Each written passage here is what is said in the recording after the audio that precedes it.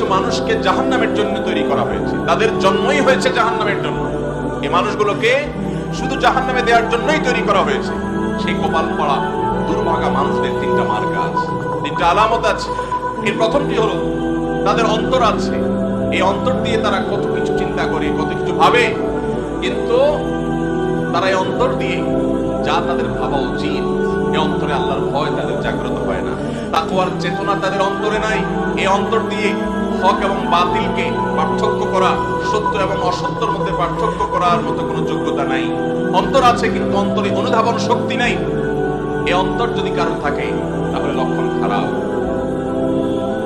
এবং দ্বিতীয় মার্কা হলো কারোর চোখ আছে, এই চোখ দিয়ে সে অনেক কিছুই দেখে, কিন্তু যা দেখা দরকার তা সে দেখে না।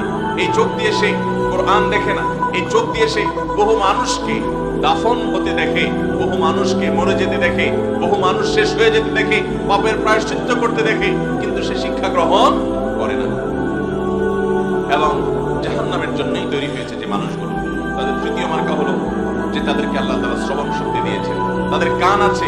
এই কান দিয়ে তারা কোরআনের কথা শুনে, হাদিসে রাসূলের কথা শুনে, সুন্নাহর কথা শুনে, আল্লাহর আদেশ এবং নিষেধের কথা শুনে, এবং কোন কাজের পরিণতি কি হবে সেগুলো সব সে শুনে।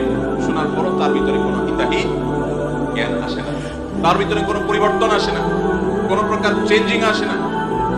এইরকম যদি মরা অন্তর, নিষ্ক্রিয় শ্রবণ শক্তি, নিষ্ক্রিয় দৃষ্টি শক্তির অধিকারী মানুষ হয়, দেখলেও না দেখার ভান করে, শিক্ষা গ্রহণ করতে না পারে, জীবনটাকে পরিবর্তন করতে না পারে, তাহলে এই মানুষগুলোকেই আল্লাহ রাব্বুল আলামিন জাহান্নামের জন্য তৈরি করেছেন। নিশ্চিত জাহান্নামে তারা গন্তব্য তাদের। এবং আল্লাহ বলেছেন উলাইকা কাল আনআম, এই মানুষগুলো চতুষ্পদ জন্তুর মতো। কারণ চতুষ্পদ জন্তু তাকে আল্লাহ তাআলা অনুধাবন শক্তি মানুষের মতো দেয় নাই। সে অনেক কিছু দেখে কিন্তু শিক্ষা গ্রহণ করতে পারে না, অনেক কিছু শুনে সেখান থেকে তার কোনো উপকার হয় না। ঠিক একইভাবে যে কোরআন হাদিসের কথা শুনে অথচ তার ভিতরে তাকওয়া আসে না, আল্লাহ ভীতি আসে না, সে হারাম ছাড়ে না, অন্যায়ের পথ পরিহার করে না, এই ব্যক্তির অবস্থা হলো সেই চতুষ্পদ জন্তুর মতো আদল।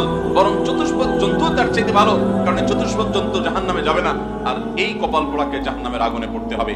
অতএব আমরা আমাদের ভিতরকার তাকওয়াকে জাগ্রত করার চেষ্টা করব তো ইনশাআল্লাহ, মুত্তাকি হওয়ার পথে চলবো তো ইনশাআল্লাহ।